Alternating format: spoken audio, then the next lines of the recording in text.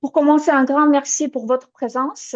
Donc aujourd'hui, nous allons parler de l'exécution des tests et les diverses problématiques et solutions autour de l'exécution de tests. Donc avant de commencer, je vous donne quelques précisions pratiques. Pour vos questions, merci d'utiliser la section questions-réponses de Zoom et non le chat. Donc cela nous permettrait de nous assurer que toutes les questions sont bien répondues. La présentation durera environ 35 minutes, suivie de dizaines de minutes consacrées à vos questions. Donc, si nous n'avons pas le temps de répondre à toutes vos questions en direct, nous reviendrons vers vous par email.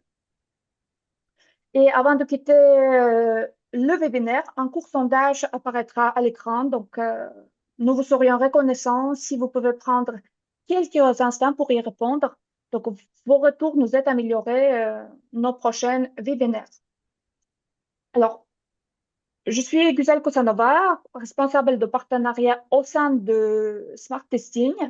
Et j'ai le plaisir de co-animer cette session aujourd'hui avec Eric Cavalto, qui est le dirigeant de XQual. Donc, Eric, je te laisse la parole.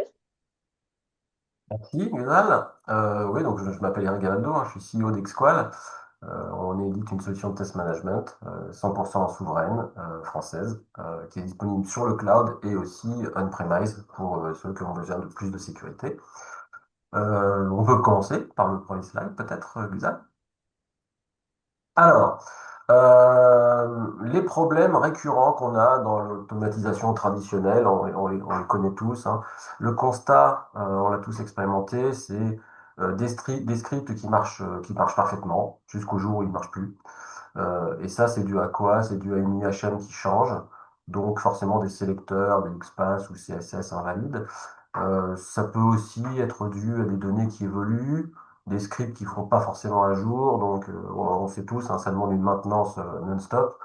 Et bien sûr aussi des problèmes purement techniques. Donc ça peut être des environnements pas forcément dispo, des problèmes de timing, une application qui répond un peu plus lentement, ce qui fait que le script va pas avoir les éléments dans le temps imparti. Euh, et donc pourquoi on a tous ces problèmes avec de l'automatisation standard? Pour l'essentiel, parce qu'on se précipite, alors que l'appli n'est pas suffisamment stable, premièrement. Donc en fait, on commence à automatiser des choses sur une appli qui est pas encore, qui est encore en mouvement, on va dire. Et les conséquences de ça, c'est qu'on va perdre du temps sur plusieurs choses. On va perdre du temps sur les analyses d'échecs, parce que les tests vont échouer forcément. Et on va perdre du temps aussi sur du refactoring perpétuel. On va tout le temps reprendre ces scripts et les refaire, refaire, refaire, refaire, pour qu'ils s'adaptent à cette nouvelle version de l'appli. Alors, on va commencer par un petit sondage super rapide sur ce qui fait échouer vos tests aujourd'hui. C'est juste savoir si la source en fait de vos de vos tests qui échouent automatisés. Voilà, je vous laisse juste 10 secondes. OK. Voilà, on peut Oui. peut-être passer à la suite. On va voir, on est en train de voir que c'est- les problématiques récurrentes sont des données et les problématiques de timing, donc chargement de latence. Donc, et on vous laisse encore quelques instants et je vais mettre fin au sondage. Et je partage le résultat normalement qui devrait afficher sur vos écrans. Voilà, le gros gagnant, c'est quand même les données et Données peuvent différentes. être différentes. Ouais, c'est intéressant. Alors, prochaine étape, c'est que voilà, les scripts cassent. Alors, quand les scripts cassent et qu'on est short niveau timing, on fait quoi? Eh bien, souvent, ce qui se passe, c'est qu'on va revenir sur le plan B. Le plan B, c'est globalement tester manuellement. Alors, tester manuellement, entre parenthèses, s'ils sont bien documentés. Ça, c'est encore une autre histoire. Mais c'est ça, souvent, le plan B, c'est de reprendre les tests et de les exécuter manuellement. Mais ça a ses défauts. Ça prend du temps en ressources humaines, forcément, puisqu'en fait, on a des gens qui vont les exécuter, ça coûte cher. Ce sont des tâches répétitives avec tous les problèmes que ça induit. Tâches répétitives, ça veut dire qu'on va faire des erreurs, ça veut dire que les gens vont se lasser de leur boulot, ça veut dire du turnover. Euh, et surtout, surtout, ça ne scale pas. C'est-à-dire que si on a des pics de charge, on va avoir des pics de charge incompressibles. À un moment donné, on va pas pouvoir aller plus vite que la musique. Si on a trois testeurs, on va pas pouvoir en mettre 10 pendant une demi-journée pour rattraper le retard.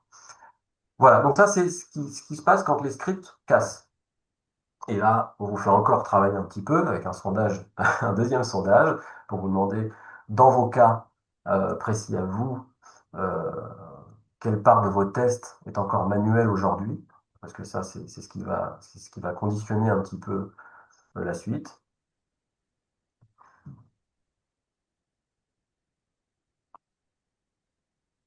Donc là, on peut voir que plus de 80% de vos tests semblent être encore manuels, hein, nous comprenons tout à fait.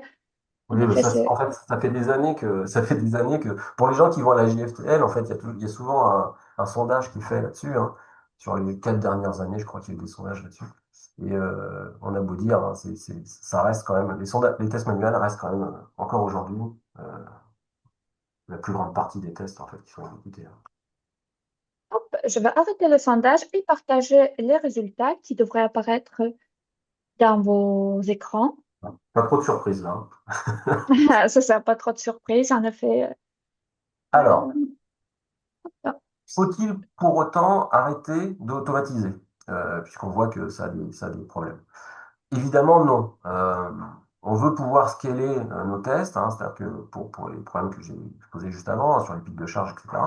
Donc, on veut pouvoir scaler nos tests, puis aussi, on veut valoriser les efforts sur le moyen et long terme. Donc, on veut intégrer les tests aussi à nos pipelines Jenkins, Azure DevOps, etc. Notamment pour tout ce qui est test de nos règles, évidemment. Donc, l'automatisation, ça reste quelque chose d'utile, évidemment.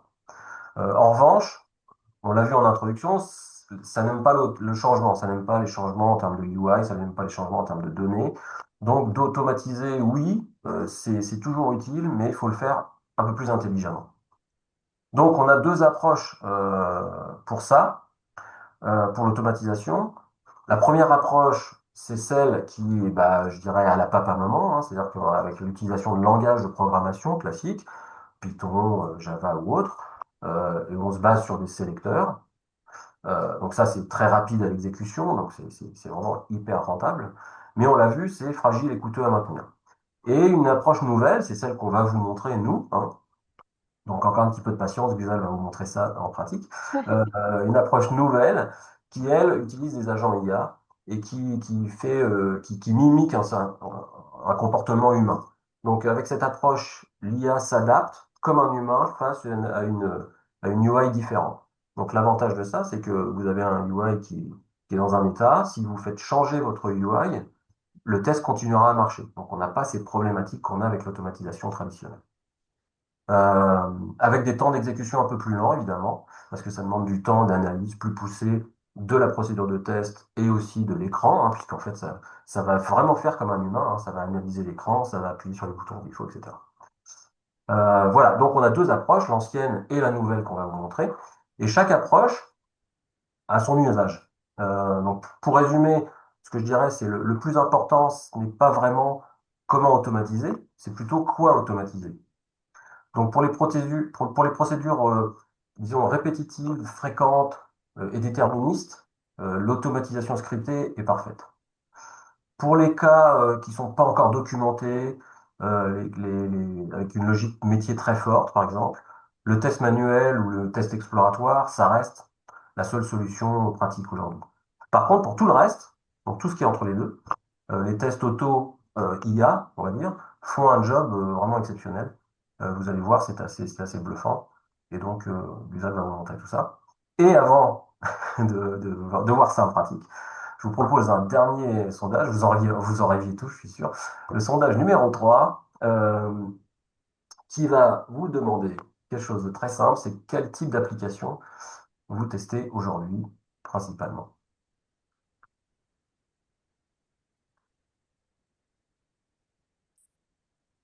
Donc là, nous avons les applications web qui prennent la tête, donc pas mal de API et back-end, et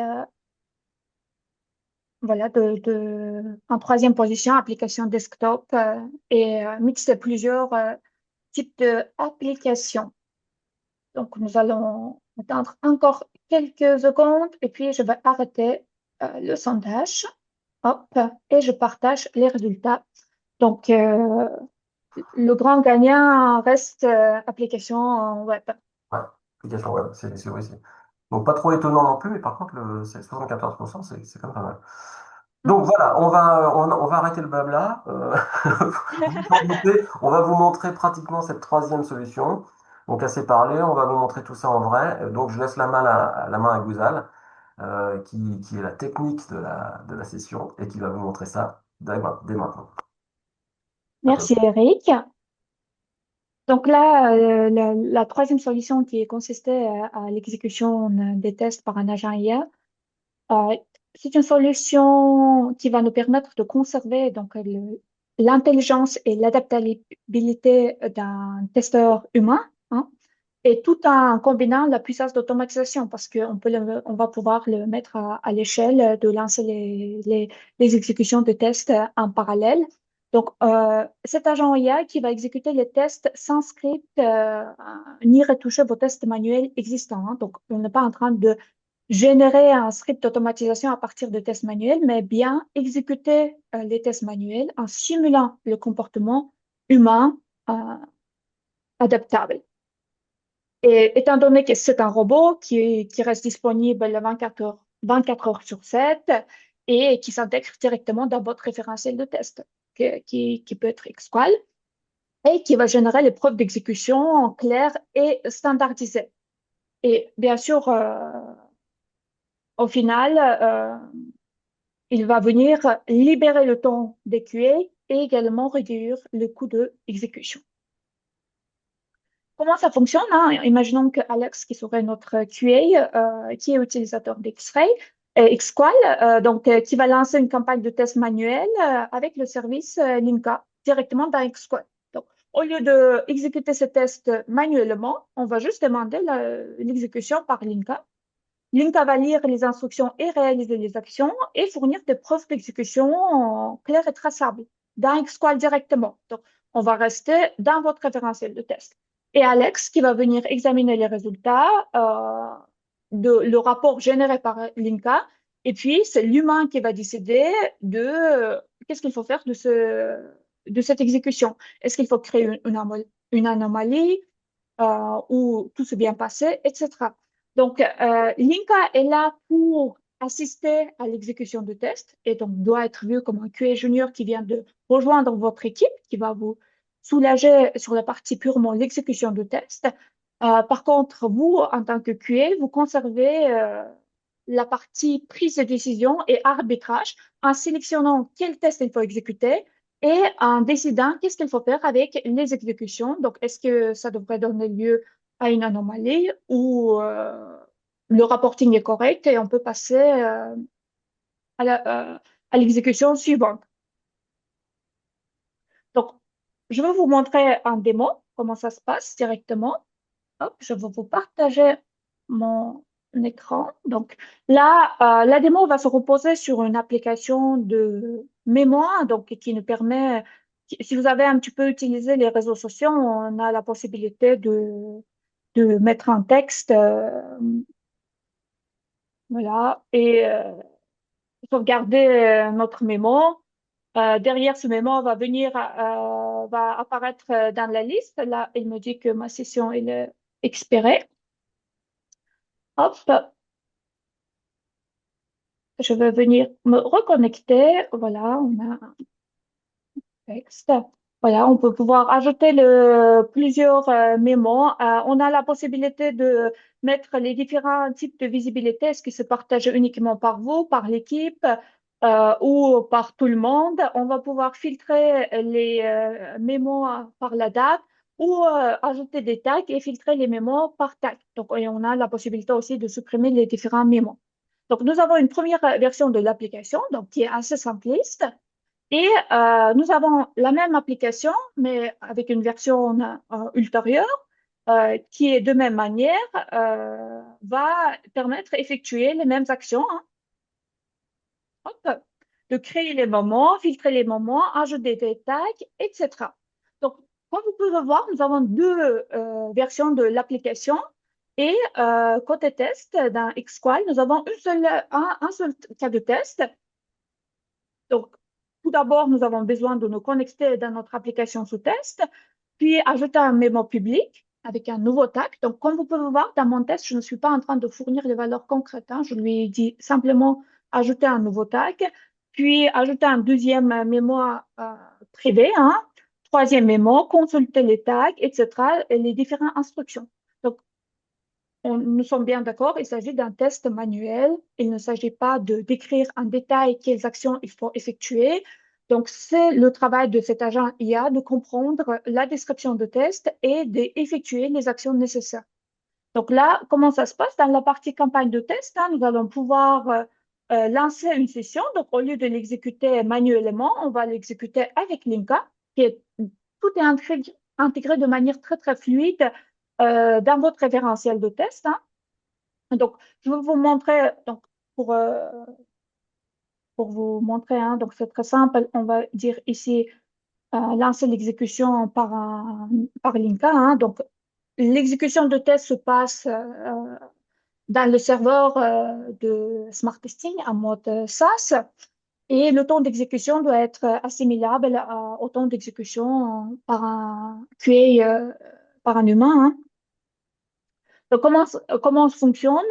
C'est que Linka va se connecter à votre application sous test. Donc là, il va analyser à chaque étape l'application et déterminer les actions concrètes à réaliser. Et il va vous décrire en détail tout ce qu'il a fait. Donc là, tout d'abord, on se connecte. Donc là, il a déterminé automatiquement qu'il faut se connecter. Il faut cliquer sur le bouton Sign In. Derrière, il sait qu'il faut saisir le nom de l'utilisateur. Il faut saisir le mot de passe. À chaque étape, derrière, vous pouvez venir visualiser dans les screenshots les différentes actions qu'il a réalisées, hein. Donc, il va cliquer sur le bouton connexion. Et donc là, il en est capable de traiter aussi des pop-ins qui vont apparaître de manière éphémère, hein, donc non contrôlée. Il sait analyser et il sait adapter au fur et à mesure à votre application sous test. Donc là, il y a un pop-up qui apparaît. Il sait que si on ne lui dit pas qu'est-ce qu'il faut faire exactement, il est capable de prendre la décision. Donc là, il décide de ne pas sauvegarder le mot de passe. Et dans le résultat attendu, on attend il faut que la page d'accueil soit affichée. Donc, à partir de votre description de résultat attendu, il détermine différentes assertions à vérifier et il vous décrit les différentes assertions qu'il a vérifiées. Donc, l'utilisateur est connecté, la page d'accueil est affichée, le champ de saisie mémo est visible, un bouton enregistré permet de soumettre la première note et un sélecteur permet de contrôler la visibilité. Donc là, vous avez la screenshot pour prouver que c'est bien la page d'accueil visible, etc. Donc, la deuxième étape, on lui demande d'ajouter un mémo public avec un tag. À partir de là, il n'est nulle part écrit le mot nu public, hein. C'est vraiment, il n'a pas besoin que le texte correspond à l'être près à ce qui est dans votre application sous test. Donc, il a bien la capacité de analyser. Donc là, il va ajouter une mémo, comme on peut voir ici. Donc, le texte, il a généré lui-même. Le tag, nouveau tag, il a généré par lui-même. Et ici, il va contrôler avec le public en mettant que c'est visible par tout le monde. Donc, il revient que c'est bien une note qui est publique. Il va enregistrer la mémo. Donc, on peut voir que dans le résultat attendu, que le mémo est bien ajouté et public, visible dans notre application sous test. Donc, les différentes assertions qui nous assurent que c'est bien ajouté, c'est bien le badge public et il contient bien le tag qu'on vient d'ajouter, etc. Et donc, derrière, je lui demande d'ajouter de même manière deux mémos différents, hein. Donc, de manière, là, ça, c'est le mémo privé. Et ce que je lui demande d'ajouter des mémos de type tâche. voyez, parce que dans le saisie de texte, on peut ajouter de différentes manières. Donc, c'est lui qui détermine par lui-même quel type de mémo qu'il faut ajouter. Donc, je lui dis que crée-moi une mémo avec quelques tâches. Donc, il est capable d'interpréter et ajouter les mémos nécessaires. Et voilà. Donc, il ajoute avec quelques tâches à ce niveau-là. Et donc, dans le résultat attendu, je demande que la mémo est ajoutée et la to-do list est cliquable. Donc, ce qui fait qu'il a bien vérifié que la to-do list, en cochant la tâche 1, reste cliquable, etc. Donc là, dans les troisième mémo, je lui demande, ce qui est intéressant, je lui demande de réutiliser un tag existant. Donc ça, vous voyez, il a mémorisé le tag qu'il avait créé et il réutilise à l'étape 3. Donc, pour vous montrer qu'il est capable de mémoriser les valeurs qu'il a générées au départ et qu'il va pouvoir le réutiliser à l'étape 10. Et il a bien ajouté avec le même tag.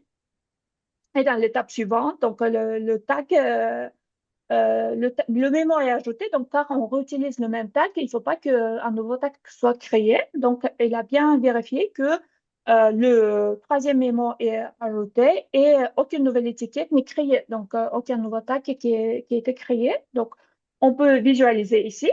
Et dans l'étape suivante, on les demande simplement de sélectionner le tag existant et vérifier que uniquement les mémos ayant ce tag est affiché. Donc, on peut voir, il a sélectionné le tag qu'il avait créé et on peut voir que uniquement les mémos avec ce tag qui est bien affiché. Donc, cela pour vous montrer, et la dernière chose que je voulais vous montrer aussi, c'est je lui demande de cliquer sur la date d'aujourd'hui. Donc, une des problématiques qu'il peut y avoir dans les tests automatisés, c'est la date, hein, parce que le jour d'écriture de script et le jour d'exécution peut être différé. Donc là, on va parler vraiment en langage naturel.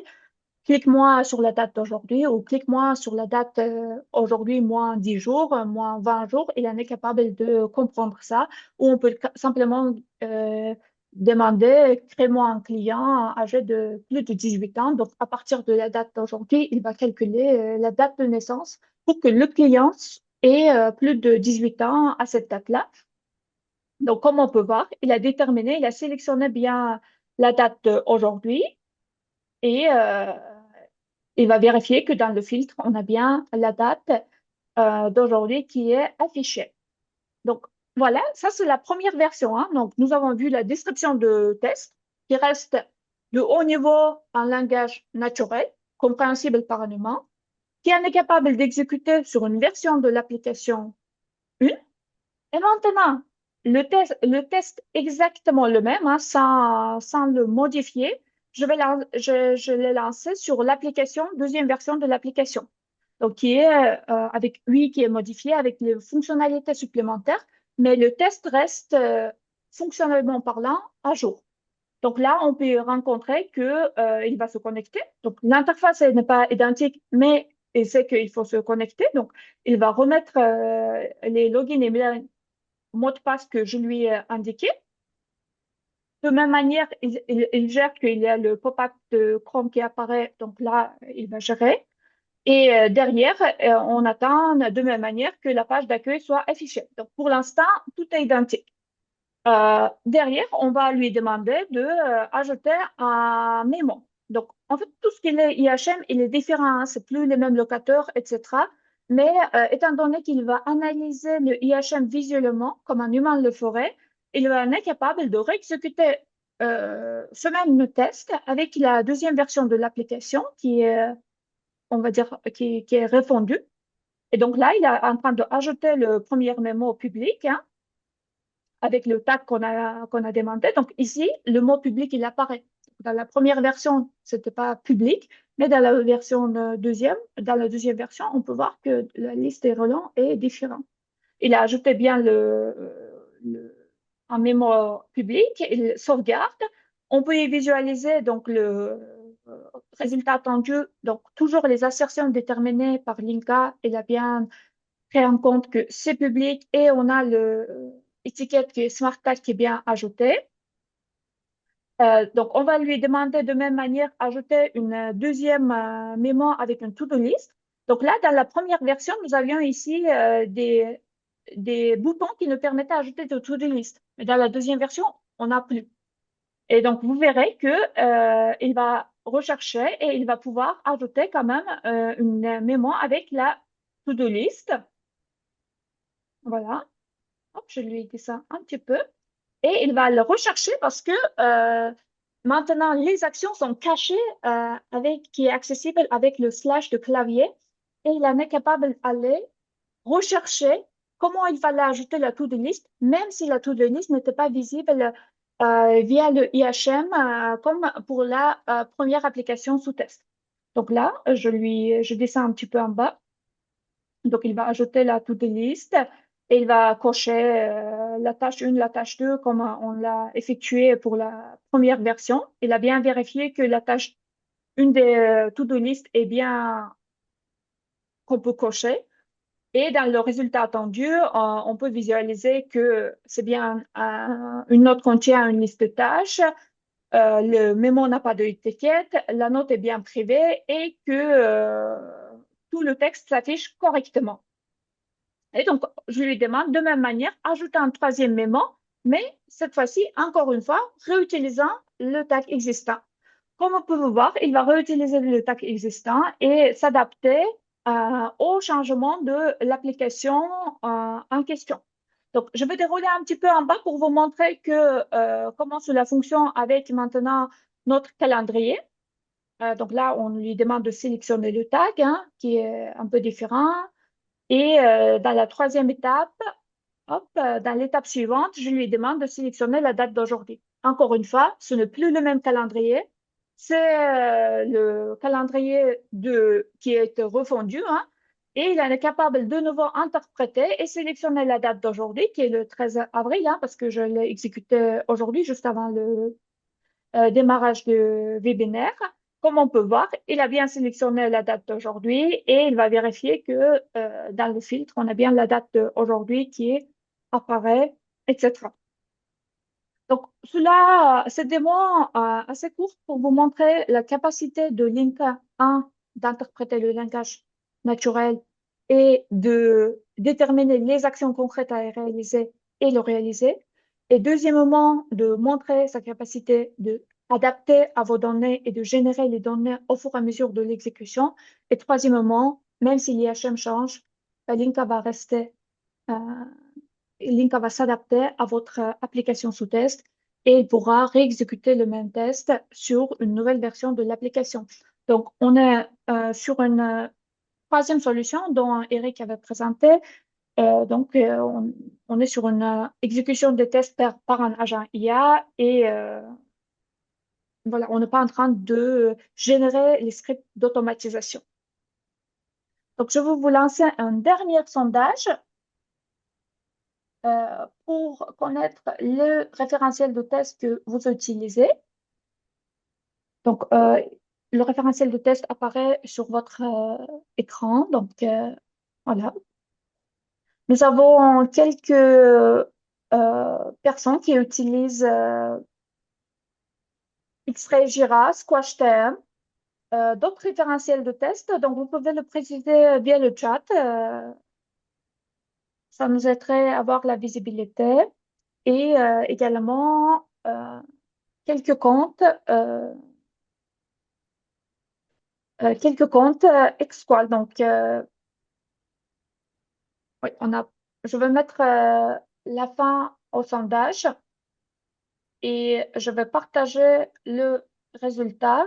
Oui, dans le chat, on peut voir, je pense que c'est visible par tout le monde. Donc, on a des référentiels de test maison, hein.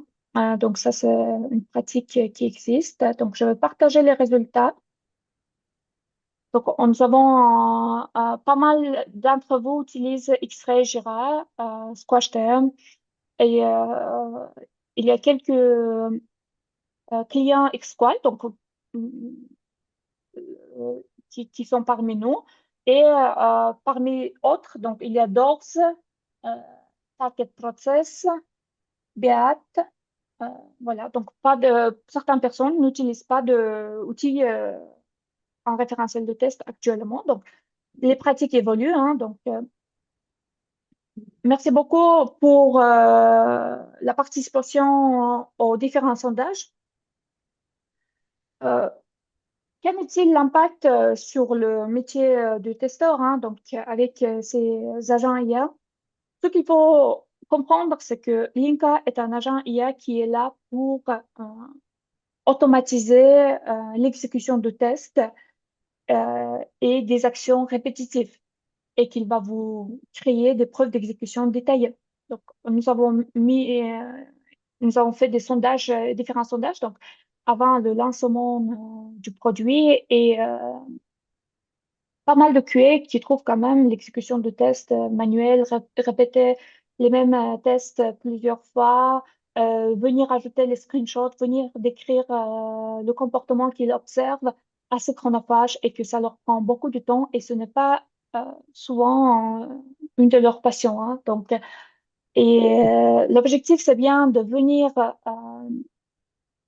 alléger, donc assister dans l'exécution du test au QA, tout en libérant le temps au QA pour qu'il puisse se concentrer sur des tâches à plus de valeur ajoutée, euh, sur le pilotage des campagnes d'exécution, en supervisant les résultats. Finalement, tout ce qui est la prise de décision, quel test il faut exécuter, qu'est-ce qu'il faut faire de l'exécution.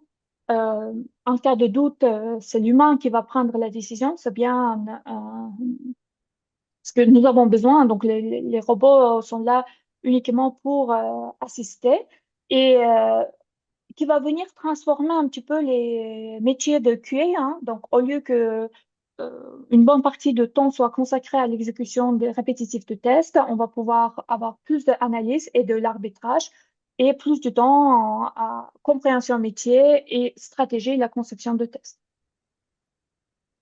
Avant de finir, nous souhaiterions vous partager un témoignage de l'un de nos clients qui est Usine à Côte, hein, Mathieu Lécheron, qui nous indique qu'après plusieurs solutions d'automatisation IA décevantes, Linka nous a immédiatement bluffé.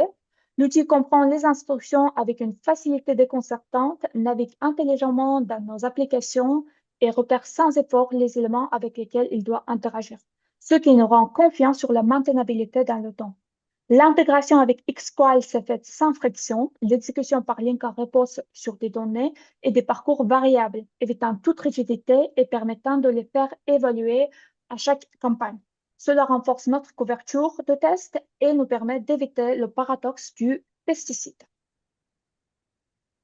Donc, merci à Mathieu pour ce témoignage. Et ce que nous souhaiterions vous partager, c'est que donc, pour les clients Xqual, si vous souhaitez essayer la solution, c'est intégré dans votre référentiel de test, hein, c'est très, très fluide. On va prendre une demi-heure de kick-off. On va pouvoir activer la donne et vous pouvez lancer directement euh, sur vos applications, sur vos tests existants. Donc, pour observer le résultat. Donc, il n'y a pas de prise en main chronophage à faire, c'est vous lancez vos tests existants. Pour les personnes qui n'utilisent pas Xqual, hein, donc si vous souhaitez essayer, nous pouvons vous mettre en place un sandbox d'essai. On va réserver un créneau de une demi-heure où vous pouvez, pour vous présenter un petit peu Xqual, comment on va créer ou importer les tests. Et vous pouvez importer vos tests et lancer les tests directement dans Xqual avec Linka. Donc, encore une fois, une réunion d'une demi-heure, c'est assez intuitif, hein, c'est les actions, résultats attendus, le champ à remplir. Donc, ici, ça, c'est le calendrier que vous pouvez prendre en rendez-vous avec nous. Et sinon, ce calendrier sera partagé également dans le mail de Replay. Donc, je vois qu'il y avait une question dans le chat s'il y aurait le replay. Donc, après le webinaire, nous partagerons le replay de ce webinaire. Hop. Maintenant, nous allons prendre quelques instants pour répondre à vos questions. Je vais partager les questions. Hop, sur la partie questions-réponses. Alors, Lorraine qui nous demande plus lent par rapport aux humains aussi. J'imagine que il s'agit de l'exécution des tests, le temps de l'exécution. En effet, aujourd'hui, le temps d'exécution est assimilable au temps d'exécution humain ou légèrement plus lent. En fait, il faut considérer l'INCA comme un QA junior.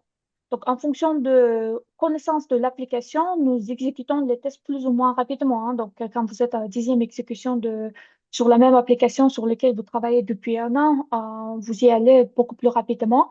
Donc, l'INCA est QA junior qui vient de rejoindre votre équipe et qui connaît pas l'application. Donc, il va prendre plus de temps qu'un expert qui connaît l'application très bien.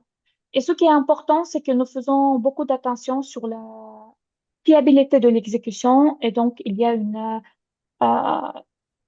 vérification à chaque étape pour nous assurer que l'exécution correspond à l'intention de test.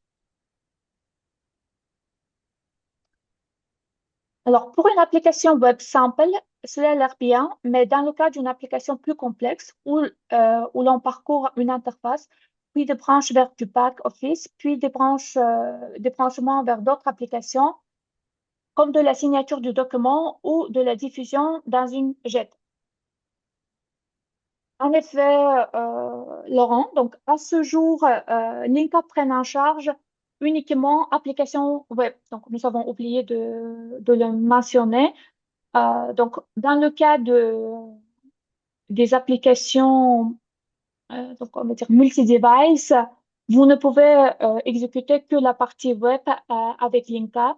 Donc, nous avons testé là, de voir la faisabilité avec les applications lourdes. Donc, voilà, cela devrait être faisable, mais à ce jour, Linka n'exécute les tests que sur des applications ouais, j'espère que ça répond à votre question. Si ce n'est pas le cas, n'hésitez pas à préciser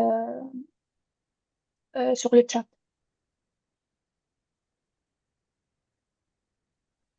Alors, un peu même question que Lorraine. Donc, quelle est la différence du coup temps entre l'exécution par l'IA plus validation par le testeur plus exécution par le testeur? D'accord. En effet, euh, dans le... Oui, tu voulais... En effet, dans le gain de temps, il est important de prendre en compte qu'il y a l'exécution par IA plus validation par le testeur, hein. Donc, nos différents clients et prospects nous remontent environ de 80-90% de gain de temps de l'exécution. Donc, c'est-à-dire que le QA quand même conserve 10 à 20% du temps qui va consister à l'analyser les résultats d'exécution. Donc là, dans un premier temps, vous avez besoin peut-être que vous serez un peu plus assidu dans la vérification parce que vous avez besoin de créer la confiance sur l'exécution par Linka. Mais au fil du temps, quand vous verrez que sa logique et comment il arrive à exécuter les tests, le temps de validation, il est un peu raccourci. Voilà, donc, en termes de... ouais. Donc, je pense que je réponds à votre question, Guillaume. Si ce n'est pas le cas, précisez. Merci. Alors, Céline qui nous demande, est-ce qu'une non-régression visuelle est associée au produit Linka? Est-ce qu'une non-régression visuelle est associée au produit? Tu comprends la question, Eric? Non-régression visuelle. Oui, enfin, je comprends que je pense que la question c'est, voilà, j'ai une application avec une interface graphique, avec des éléments graphiques bien déterminés. Je veux m'assurer que les éléments graphiques ne changent pas. Est-ce que si dans une version 2 j'ai un bouton qui a bougé de place ou qui n'a pas la même couleur, par exemple, je m'attends à ce qu'il y ait une erreur parce qu'il n'a pas la même couleur ou le même positionnement, quoi. Donc, bon, je pense que je peux répondre là-dessus, hein. Je pense que lui, il va surtout s'attacher à des éléments fonctionnels. Donc je sais pas, je ne suis pas sûr qu'il sache vérifier qu'un bouton, par exemple, n'ait pas changé de couleur, ou alors il faut dans le test lui-même indiquer par exemple la couleur du bouton, le positionnement, etc., etc. Mais lui, à chaque fois qu'il va tester une application, en gros, il découvre une application nouvelle, quoi. Donc je suis pas sûr. Guza, peut-être tu peux. Oui. Alors, en effet, en fait, pour faire des vérifications visuelles, il est très important que ça soit précisé dans la description du test ou que vous donniez une maquette de l'application et l'indiquer que ça doit rassembler visuellement à cette maquette. Donc, si vous ne donnez pas euh, un point de départ, un point de repérage, bien évidemment, il ne connaît pas. Mais alors, pour le Figma, donc, pour être honnête, Céline, avec vous, donc, nous avons fait quelques tests hein, par quelques de nos expérimentateurs. Si le Figma il est accessible donc via un lien ou s'il n'est pas protégé par un double authentification, donc c'est-à-dire qu'il y a moyen pour Linka y accéder à votre Figma, donc il est capable de regarder que l'application et les maquettes Figma et vous indiquer que s'il y a des différences visuelles ou pas. Donc, mais à ce jour, donc, nous avons peu de usage avec Figma. Donc, nous avons eu, mais peu d'usage. Donc, si vous êtes intéressé dans votre contexte, on peut très bien organiser un essai pour que vous puissiez voilà, faire votre propre avis. Cecilia, est-ce que cela fonctionne sur une appli client lourd? À ce jour, non. Donc, à ce jour, Linka prend en charge uniquement les applications web et c'est dans notre roadmap à plus long terme hein, de bien permettre une prise en charge des applications clients lourds ou de mobile et de permettre aussi des tests sur end-to-end, on va dire, où il y avait une question sur le jet, où on va pouvoir passer d'une application web vers l'application client lourd, vers le back. Donc, de, de prendre en charge le multi-device. Oui, le visuel peut être une image. En effet, Cecilia. Donc, je pense que Cecilia, c'était sur la question de vérification visuelle. Donc, que ce soit Figma avec un lien accessible ou que ce soit une image, donc cela peut l'être. Donc, on peut très bien ajouter dans l'expected result les images comme on a l'habitude de faire pour les tests, hein, donc pour vérifier que cela correspondrait à tel ou tel. On a le résultat attendu. Alors, est-ce que nous avons répondu à toutes les questions? Donc, j'ai oublié de marquer que c'était bien répondu. Alors, je vérifie que sur le chat, nous n'avons pas d'autres questions, que nous avons pu traiter toutes les questions. Donc, si vous avez d'autres questions qui vous viennent après le webinaire, donc nous allons partager le replay de webinaire avec un mail de contact. Donc, vous pouvez nous contacter pour que nous puissions revenir vers vous avec une réponse. Donc là, je vois que Cecilia, vous avez demandé est-ce qu'il est utilisable uniquement avec Xqual. Donc, avec Xqual, nous avons une intégration très, très fluide, hein, intégrée nativement. Donc, sinon, il est utilisable aussi avec X-Ray. Et Olivier, pour Squash, je reviens vers vous. Donc, il est possible que nous regardions ensemble pour le lancement de vos tests sur Squash. Donc, nous n'avons pas une intégration native, mais il est possible d'exécuter les tests Squash. Je vous clarifierai les détails lors d'un rendez-vous one-to-one. Très bien. Merci beaucoup à vous tous pour votre participation et pour être active d'avoir répondu à nos sondages et d'avoir posé les questions. C'est toujours plus intéressant d'avoir des webinaires plus interactifs. Donc, j'espère que ce webinaire a répondu à vos attentes et vous a donné l'envie de découvrir les nouvelles pistes d'exécution des tests possibles. Merci beaucoup, Eric, pour Merci à toi, animer Bilal. ce webinaire avec moi et à très bientôt. Bonne Merci, journée. merci, bonne journée. Au revoir. Au revoir.